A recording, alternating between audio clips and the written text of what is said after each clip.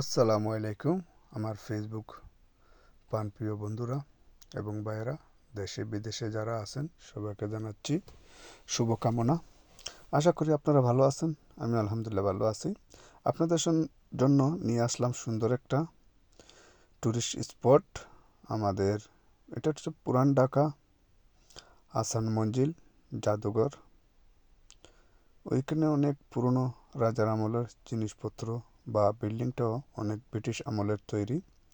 তাই পুরান ঢাকাতে যত এরকম একটা স্পট, আসলে এটা খুব শ্বাস ফেলানোর জায়গা। এই যে হাসান মঞ্জিল জাদুঘর, তাই আমার কাছে ভাল লাগলো, তাই আমি আপনাদের কাছে একটু তুলে ধরলাম।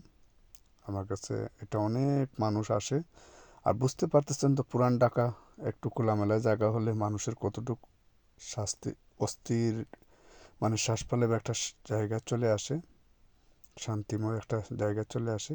তাই দেখুন বিল্ডিংটা অনেক ব্রিটিশ আমলের বিল্ডিং, তারপরে এখনও যুগের সাথে সে তাল মিলিয়ে চলার মতো যোগ্যতা আছে।